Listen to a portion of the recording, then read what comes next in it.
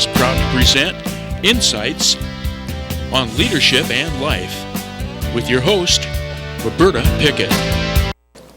Hello, everyone, and welcome to this evening's show of Insights on Leadership and Life. I'm your host, Roberta Pickett, and with me today are three people who I believe are successful leaders. And we are going to be talking about the impact that family has on leadership and success. You know, there's a lot of talk about what is leadership. Is it something that you're born with? Is it something that's learned? And I contend that it is something that you can learn. I mean, I really believe that if you can think and observe and listen and change and grow, then you have the capabilities to become a leader. But the other side of that is, what impact does family have? Is there an impact that the family around you has on developing those skill sets? So that's what we're going to talk about tonight.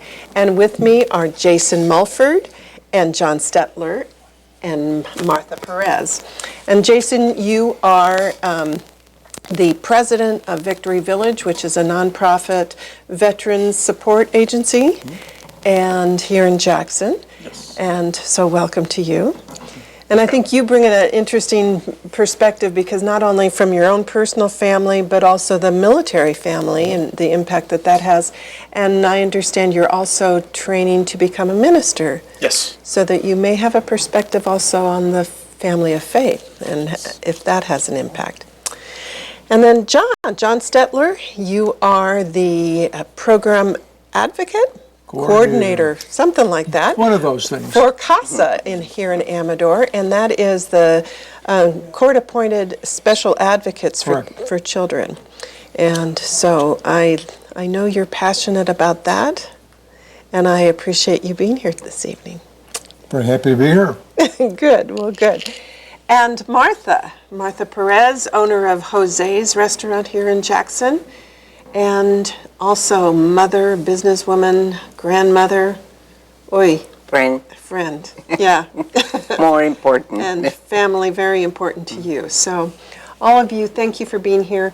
What I want to do, and usually in this first segment, I give you guys the opportunity to 3 or 4 minutes to say more about who you are and what brings you here, what's your background, and maybe how it relates to what we're talking about today.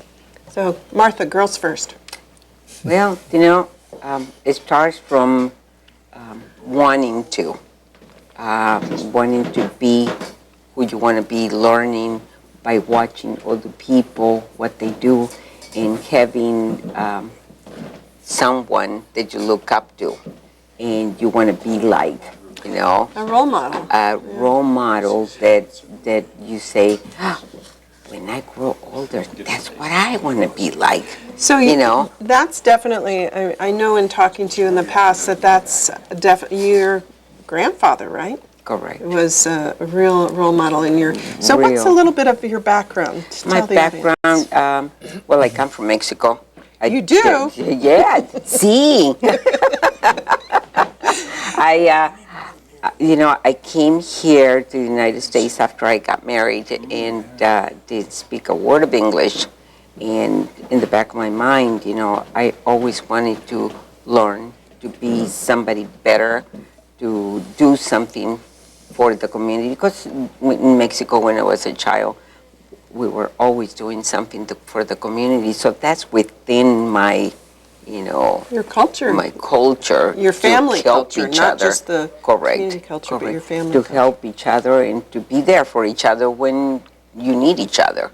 So, I decided that someday I was going to own a Mexican restaurant. And I told Jose, my husband at the time, the father of my children, that I promised him I was going to be very disciplined about saving our money and to, look forward to doing something good for us. And he was in the restaurant business with, working for somebody. And then I started working for them too. And boy, it just took off from there. I learn, I watch a lot of cartoons so I can learn English. That's an interesting way to learn. Yeah, oh yeah. So, That's good. but long story short, I'm very happy with what I do. Well, and you've not only have your restaurant, but my understanding is you've been a realtor in the past. You did real estate. I have, yes, I was a realtor for 10 years. Oh, what I have not done.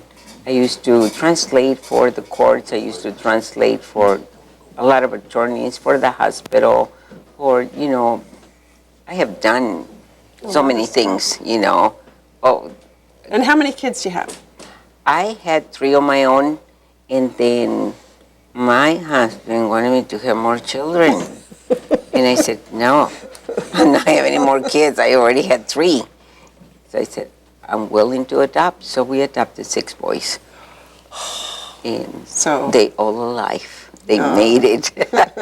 So 3 of your own and 6 additional. Right. And how many grandkids now do you have? We have 11. And my first granddaughter is getting married June 20th. I'm so excited. Oh my God. It's like, I lived long enough to see this. I know. It's I'm so grateful, Absolutely. Oh, Well, wonderful. go to somebody else. I'm going to cry. Okay. We'll let you cry later. John, how about you? What's your background? You're going to cry too. Boy raised on a farm. Oh, I love it. Decided I didn't want to milk cows the rest of my life. Went to school and went to work as a probation officer. Did that. Then I went to work for myself, consulting around the country on juvenile lockup facilities. Did that until I retired, and we moved up here, and I looked around for something to do. And I knew about this CASA program, but in my previous lives, it wasn't related to what I was doing. So it was a bit of a change of pace. It was kind of the other side of the street, if you would. And I became a volunteer, and subsequently they let me become the program coordinator. And it is a very refreshing side of the street. It's turned out to be very, very nice. I meet a whole lot of nice people, and we do an awful lot of good work with kids who have been abused or neglected. It's so wonderful that there is a program that steps in and helps them out. And I, aside from you, I know several others who are CASA volunteers and good people with very good hearts. So thank you, and thanks for being here. Thank you. It's a great population to talk about tonight's topic. I figured that would be the case, yeah. So, Jason, how about you? A little bit of your background. I grew up here locally. Went to Jack Junior High and graduated a year early from high school. Shipped off to Marine Corps boot camp and excelled in the Marine Corps. Got promoted rapidly in positions until I was injured. I was medically retired after 5 years of service, and at that point, I had a couple more surgeries to go through and some rehab at the VA down in San Diego for a couple of years. And during that time, I worked at the VA hospital, trying to learn about contracting and management throughout the VA and the Department of Defense with the Defense Acquisition University, and doing work studies there. And then in 2004, I moved back home. I worked at the casino for about 7 years. I was in management up there. Ended up in the Tribal Gaming Agency as a regulatory inspector. And was laid off in 2010, and met my wife then. And we were married the next year. We lost our house the same year. It was foreclosed on. Yeah, but sometimes things happen for a reason, They all right? happen for a reason. Yeah. God has a plan. He likes to, even if you don't want to go along with it, he still has his plan. Yeah. He'll knock you in the head and get you back on track if you don't want to do it. Oh, yeah. I know all about that.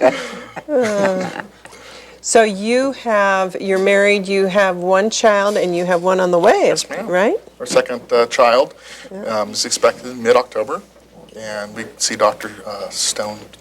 Dr. Young tomorrow for the ultrasound to see what it is. Oh, You're gonna find out. Yeah, I like to right. plan ahead. Get the name down, start calling them a name.